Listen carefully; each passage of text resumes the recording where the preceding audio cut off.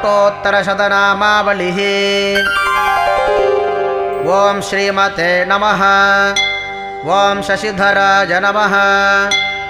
ॐ चन्द्राय नमः। ॐ ताराधीशाय नमः। ॐ निशाकराय नमः। ॐ सुधानिधये नमः। ॐ सदाराध्याय नमः। ॐ सत्पतये नमः। ॐ साधुपूजिताय नमः। ॐ जितेन्द्रियाय नमः। ॐ जयोद्योगाय नमः। ॐ ज्योतिश्चक्रप्रवर्तकाय नमः। ॐ विकर्तनानुजाय नमः। ॐ वीराय नमः। ॐ विश्वेशाय नमः। ॐ विदुषां पतये नमः। ॐ दोषाकराय नमः। ॐ दुष्टदूराय नमः। ॐ पुष्टिमते नमः। ॐ शिष्टपालकाय नमः। ॐ अष्टमूर्तिप्रियाय नमः।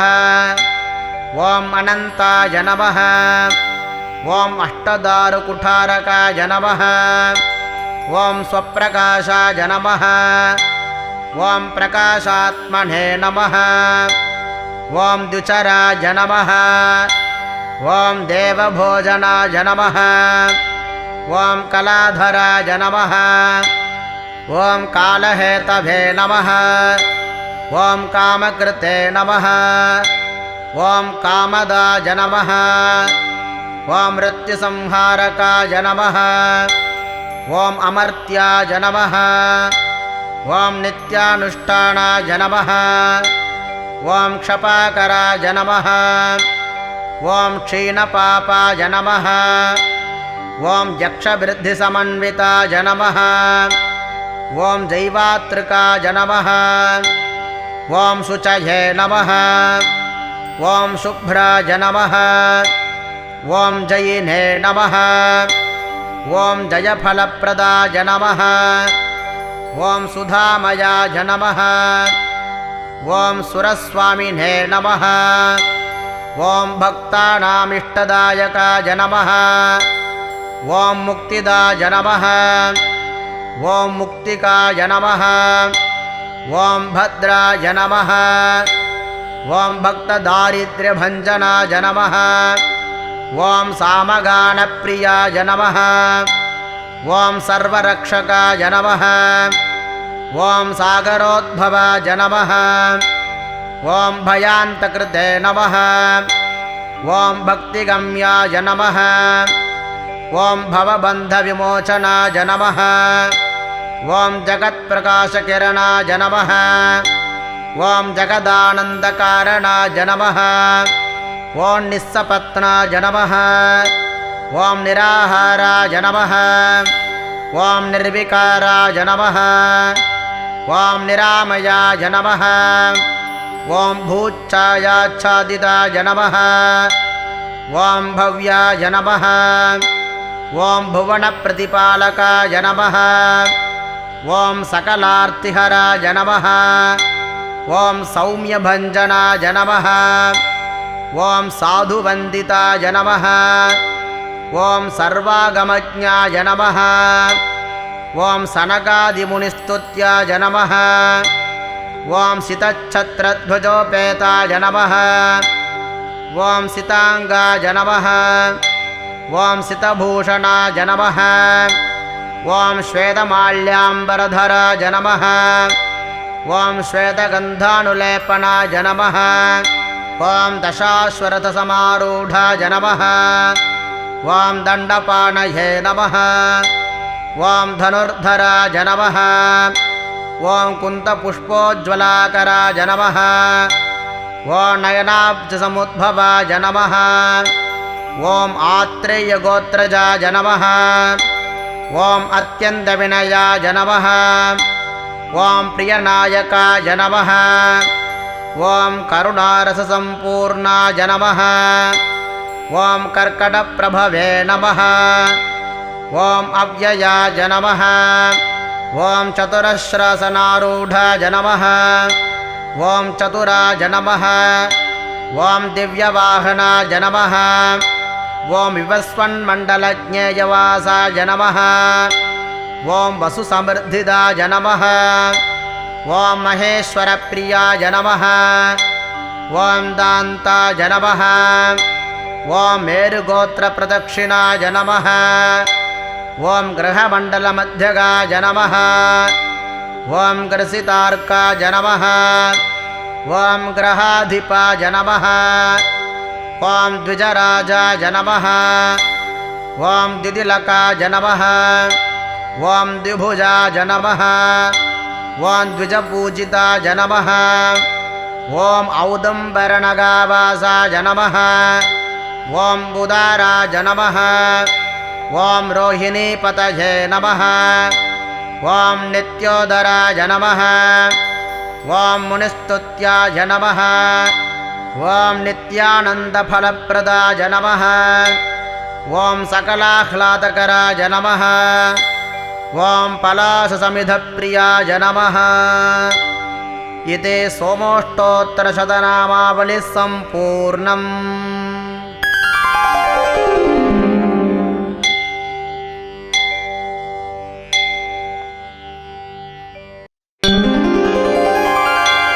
चन्द्राष्टोत्तरशतनामस्तोत्रम्। श्रीमान् शशिधरश्चन्द्रः ताराधीशो निशाकरः सुधानिधिः सदाराध्यः सत्पतिः साधुपूजितः जितेन्द्रियो जयोद्योगः ज्योतिश्चक्रप्रवर्तकः वितर्कनानुजो वीरः विश्वेशो विदुषां पतिः दोषाकरो दुष्टदूरः पुष्टिमान् शिष्टपालकः अष्टमूर्तिप्रियोऽनन्तकष्टदारुकुटारकः श्वप्रकाशः प्रकाशात्मा द्युचरो देवभोजनः कलाधरः कालहेतुः कामकृत्कामदायकः मृत्युसंहारको मर्त्यो नित्यानुष्ठानदायकः क्षपाकरः क्षीणपापः क्षयवृद्धिसमन्वितः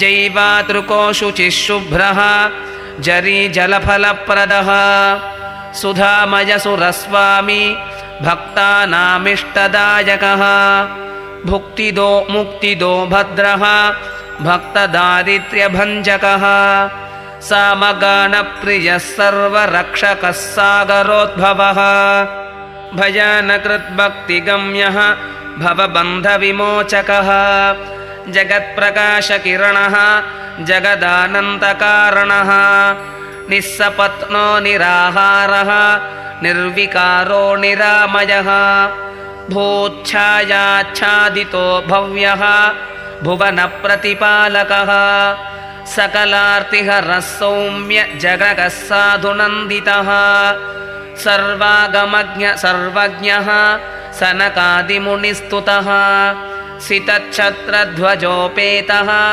सिताङ्गसितभूषणः श्वेतमाल्याम्बरधरः श्वेतगन्धानुलेपनः दशाश्वरथसंरूढः दण्डपाणिधनुर्धरः कुन्दपुष्पोज्ज्वलाकारः नयनाब्जः समुद्भवः आत्रेयगोत्रज्योत्यन्तविनयः प्रियदायकः करुणारससम्पूर्णः कर्कटप्रभुरव्ययः चतुरश्रासनारूढः चतुरो दिव्यवाहनः विवस्वन्मण्डलाज्ञेयवासो वसुसमृद्धितः महेश्वरप्रियो दान्तमेरुगोत्रप्रदक्षिणः ग्रहमण्डलमध्यस्थः ग्रसितार्के ग्रहाधिपः द्विजराजोद्युतिकलो द्विभुजो द्विजपूजितः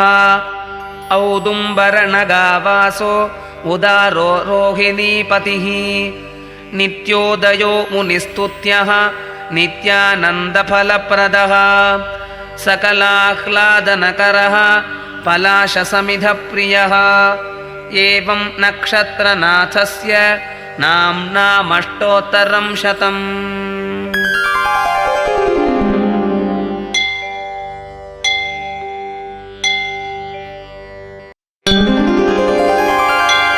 सोमाष्टोत्तरशतनामावलिः। ॐ श्रीमते नमः। ॐ शशिधराय नमः। ॐ चन्द्राय नमः। ॐ ताराधीशाय नमः। ॐ निशाकराय नमः। ॐ सुधानिधये नमः। ॐ सदाराध्याय नमः। ॐ सत्पतये नमः। ॐ साधुपूजिताय नमः। ॐ जितेन्द्रियाय नमः। ॐ जयोद्योगाय नमः। ॐ ज्योतिश्चक्रप्रवर्तकाय नमः। ॐ विकर्तनानुजाय नमः। ॐ वीराय नमः। ॐ विश्वेशाय नमः। ॐ विदुषां पतये नमः। ॐ दोषाकराय नमः। ॐ दुष्टदूराय नमः। ॐ पुष्टिमते नमः। ॐ शिष्टपालकाय नमः। ॐ अष्टमूर्तिप्रियाय नमः। ॐ अनन्ताय नमः। ॐ अष्टदारुकुठारकाय नमः। ॐ स्वप्रकाशाय नमः। ॐ प्रकाशात्मने नमः। ॐ द्युचराय नमः। ॐ देवभोजनाय नमः। ॐ कलाधराय नमः। ॐ कालहेतवे नमः। ॐ कामकृते नमः। ॐ कामदाय नमः। ॐ मृत्युसंहारकाय नमः। ॐ अमर्त्याय नमः। ॐ नित्यानुष्ठानाय नमः। ॐ क्षपाकराय नमः। ॐ क्षीणपापाय नमः। ॐ यक्षवृद्धिसमन्विताय नमः। ॐ जैवातृकाय नमः। ॐ शुचये नमः। ॐ शुभ्राय नमः। ॐ जयिने नमः। ॐ जयफलप्रदाय नमः। ॐ सुधामयाय नमः। ॐ सुरस्वामिने नमः। ॐ भक्तानामिष्टदायकाय नमः। ॐ मुक्तिदाय नमः। ॐ मुक्तिकाय नमः। ॐ भद्राय नमः। ॐ भक्तदारिद्र्यभञ्जनाय नमः। ॐ सामगानप्रियाय नमः। ॐ सर्वरक्षकाय नमः। ॐ सागरोद्भवाय नमः। ॐ भयान्तकृते नमः। ॐ भक्तिगम्याय नमः। ॐ भवबन्धविमोचनाय नमः। ॐ जगत्प्रकाशकिरणाय नमः। ॐ जगदानन्दकारणाय नमः। ॐ निस्सपत्नाय नमः। ॐ निराहाराय नमः। ॐ निर्विकाराय नमः। ॐ निरामयाय नमः। ॐ भूच्छायाच्छादिताय नमः। ॐ भव्याय नमः। ॐ भुवनप्रतिपालकाय नमः। ॐ सकलार्तिहराय नमः। ॐ सौम्यभञ्जनाय नमः। ॐ साधुवन्दिताय नमः। ॐ सर्वागमज्ञाय नमः। ॐ सनकादिमुनिस्तुत्याय नमः। ॐ सितच्छत्रध्वजोपेताय नमः। ॐ सिताङ्गाय नमः। ॐ सितभूषणाय नमः। ॐ श्वेतमाल्याम्बरधराय नमः। ॐ श्वेतगन्धानुलेपनाय नमः। ॐ दशाश्वरथसमारूढाय नमः। ॐ दण्डपाणये नमः। ॐ धनुर्धराय नमः। ॐ कुन्तपुष्पोज्ज्वलाकराय नमः। ॐ नयनाब्जसमुद्भवाय नमः। ॐ आत्रेयगोत्रजाय नमः। ॐ अत्यन्तविनयाय नमः। ॐ प्रियनायकाय नमः। ॐ करुणारससम्पूर्णाय नमः। ॐ कर्कटप्रभवे नमः। ॐ अव्ययाय नमः। ॐ चतुरश्रासनारूढाय नमः। ॐ चतुराय नमः। ॐ दिव्यवाहनाय नमः ॐ विवस्वन्मण्डलज्ञेयवासाय नमः ॐ वसुसमृद्धिदाय नमः ॐ महेश्वरप्रियाय नमः ॐ दान्ताय नमः ॐ मेरुगोत्रप्रदक्षिणाय नमः ॐ ग्रहमण्डलमध्यगाय नमः ॐ ग्रसितार्काय नमः ॐ ग्रहाधिपाय नमः ॐ द्विजराजाय नमः ॐ दिदिलकाय नमः ॐ द्विभुजाय नमः ॐ द्विजपूजिताय नमः ॐ औदुम्बरनगावासाय नमः ॐ उदाराय नमः ॐ रोहिणीपतये नमः ॐ नित्योदराय नमः ॐ मुनिस्तुत्याय नमः ॐ नित्यानन्दफलप्रदाय नमः ॐ सकलाह्लादकराय नमः ॐ पलाशसमिधप्रियाय नमः। इति सोमोष्टोत्तरशतनामावलिः सम्पूर्णम्।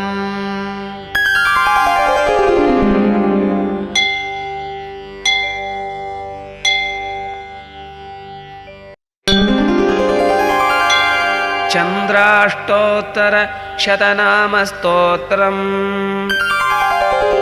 श्रीमान् शशिधरश्चन्द्रः ताराधीशो निशाकरः सुधानिधिः सदाराध्यः सत्पतिः साधुपूजितः जितेन्द्रियो जयोद्योगः ज्योतिश्चक्रप्रवर्तकः वितर्कनानुजो वीरः विश्वेशो विदुषां पतिः दोषाकरो दुष्टदूरः पुष्टिमान् शिष्टपालकः अष्टमूर्तिप्रियोऽनन्तकष्टदारुकुटारकः श्वप्रकाशः प्रकाशात्मा द्युचरो देवभोजनः कलाधरः कालहेतुः कामकृत्कामदायकः मृत्युसंहारको मर्त्यो नित्यानुष्ठानदायकः क्षपाकरः क्षीणपापः क्षयवृद्धिसमन्वितः जैवातृको शुचिः शुभ्रः जरीजलफलप्रदः सुधामयसुरस्वामी भक्तानामिष्टदायकः भुक्तिदो मुक्तिदो भद्रः भक्तदारिद्र्यभञ्जकः सामगानप्रियः सर्वरक्षकः सागरोद्भवः भजनकृद्भक्तिगम्यः भवबन्धविमोचकः जगत्प्रकाशकिरणः जगदानन्दकारणः निस्सपत्नो निराहारः निर्विकारो निरामयः भूच्छायाच्छादितो भव्यः भुवनप्रतिपालकः सकलार्तिहरः सौम्य जगगः साधुनन्दितः सर्वागमज्ञ सर्वज्ञः सनकादिमुनिस्तुतः सितच्छत्रध्वजोपेतः सिताङ्गसितभूषणः श्वेतमाल्याम्बरधरः श्वेतगन्धानुलेपनः दशाश्वरथसंरूढः दण्डपाणिधनुर्धरः कुन्दपुष्पोज्ज्वलाकारः नयनाब्जः समुद्भवः आत्रेयगोत्रज्योत्यन्तविनयः प्रियदायकः करुणारससम्पूर्णः कर्कटप्रभुरव्ययः चतुरश्रासनारूढः चतुरो दिव्यवाहनः विवस्वन्मण्डलाज्ञेयवासो वसुसमृद्धितः महेश्वरप्रियो दान्तमेरुगोत्रप्रदक्षिणः ग्रहमण्डलमध्यस्थः ग्रसितार्के ग्रहाधिपः द्विजराजोद्युतिकलो द्विभुजो द्विजपूजितः औदुम्बरनगावासो उदारो रोहिणीपतिः नित्योदयो मुनिस्तुत्यः नित्यानन्दफलप्रदः सकलाह्लादनकरः पलाशसमिधप्रियः एवं नक्षत्रनाथस्य नाम्नामष्टोत्तरं शतम्।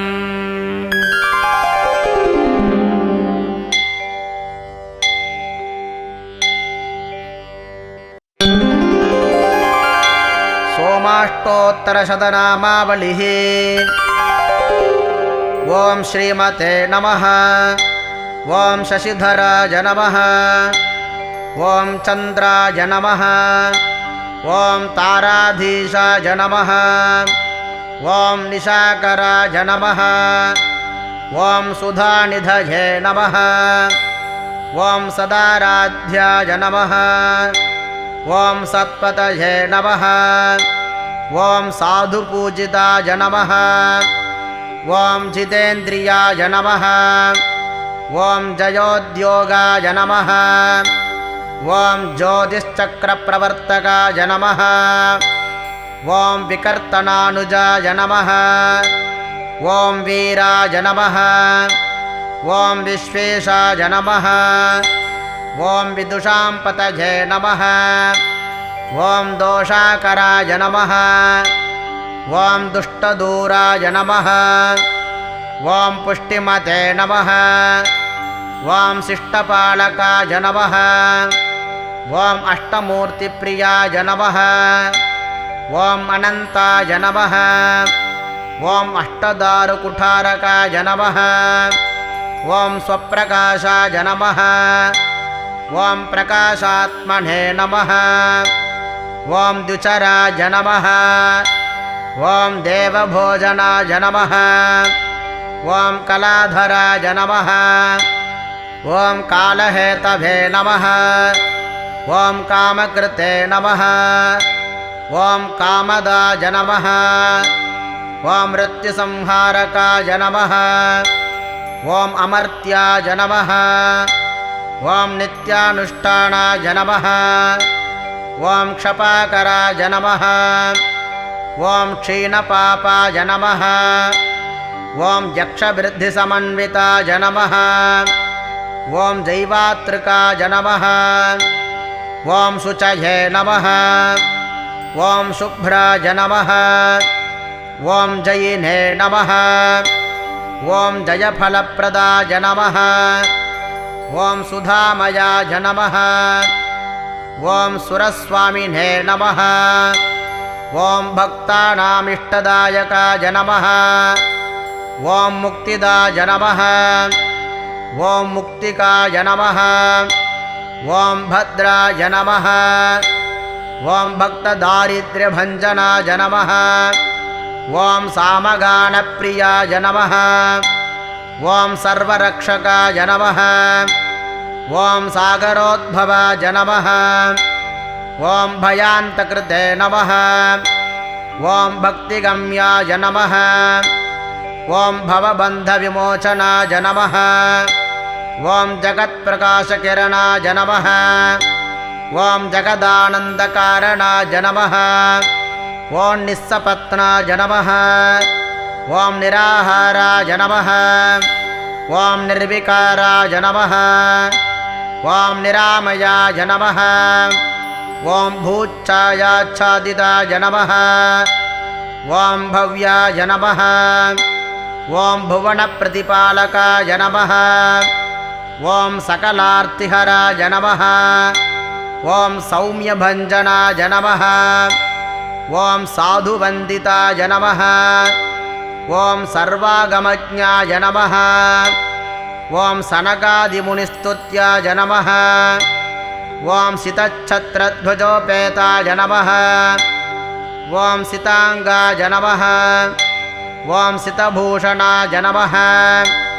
ॐ श्वेतमाल्याम्बरधराय नमः। ॐ श्वेतगन्धानुलेपनाय नमः।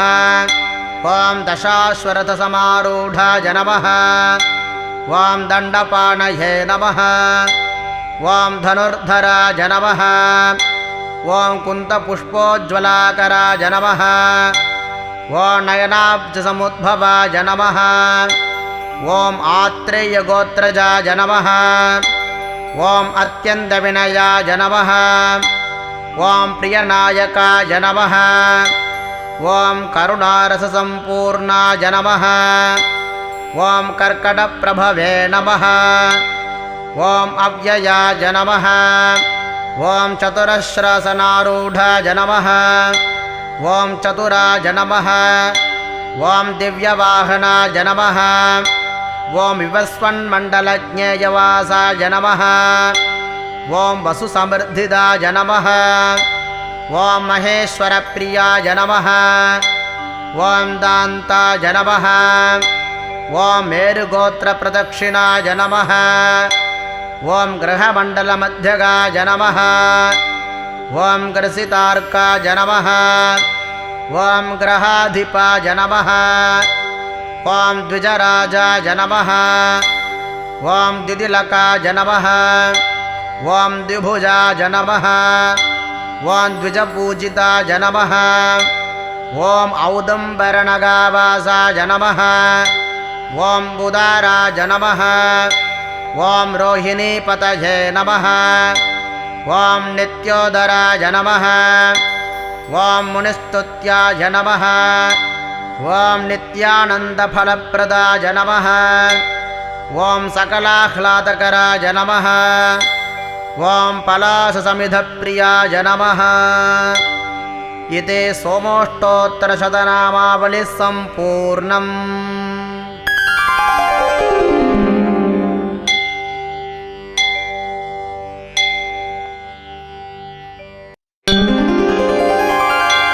चन्द्राष्टोत्तरशतनामस्तोत्रम्। श्रीमान् शशिधरश्चन्द्रः ताराधीशो निशाकरः सुधानिधिः सदाराध्यः सत्पतिः साधुपूजितः जितेन्द्रियो जयोद्योगः ज्योतिश्चक्रप्रवर्तकः वितर्कनानुजो वीरः विश्वेशो विदुषां पतिः दोषाकरो दुष्टदूरः पुष्टिमान् शिष्टपालकः अष्टमूर्तिप्रियोऽनन्तकष्टदारुकुटारकः श्वप्रकाशः प्रकाशात्मा द्युचरो देवभोजनः कलाधरः कालहेतुः कामकृत्कामदायकः मृत्युसंहारको मर्त्यो नित्यानुष्ठानदायकः क्षपाकरः क्षीणपापः क्षयवृद्धिसमन्वितः जैवातृको शुचिः शुभ्रः जरीजलफलप्रदः सुधामयसुरस्वामी भक्तानामिष्टदायकः भुक्तिदो मुक्तिदो भद्रः भक्तदारिद्र्यभञ्जकः सामगानप्रियः सर्वरक्षकः सागरोद्भवः भजनकृद्भक्तिगम्यः भवबन्धविमोचकः जगत्प्रकाशकिरणः जगदानन्तकारणः निस्सपत्नो निराहारः निर्विकारो निरामयः भूच्छायाच्छादितो भव्यः भुवनप्रतिपालकः सकलार्तिहरः सौम्य जगगः साधुनन्दितः सर्वागमज्ञ सर्वज्ञः सनकादिमुनिस्तुतः सितच्छत्रध्वजोपेतः सिताङ्गसितभूषणः श्वेतमाल्याम्बरधरः श्वेतगन्धानुलेपनः दशाश्वरथसंरूढः दण्डपाणिधनुर्धरः कुन्दपुष्पोज्ज्वलाकारः नयनाब्जः समुद्भवः आत्रेयगोत्रज्योत्यन्तविनयः प्रियदायकः करुणारससम्पूर्णः कर्कटप्रभुरव्ययः चतुरश्रासनारूढः चतुरो दिव्यवाहनः विवस्वन्मण्डलाज्ञेयवासो वसुसमृद्धितः महेश्वरप्रियो दान्तमेरुगोत्रप्रदक्षिणः ग्रहमण्डलमध्यस्थः ग्रसितार्के ग्रहाधिपः द्विजराजोद्युतिकलो द्विभुजो द्विजपूजितः औदुम्बरनगावासो उदारो रोहिणीपतिः नित्योदयो मुनिस्तुत्यः नित्यानन्दफलप्रदः सकलाह्लादनकरः पलाशसमिधप्रियः एवं नक्षत्रनाथस्य नाम्नामष्टोत्तरं शतम्।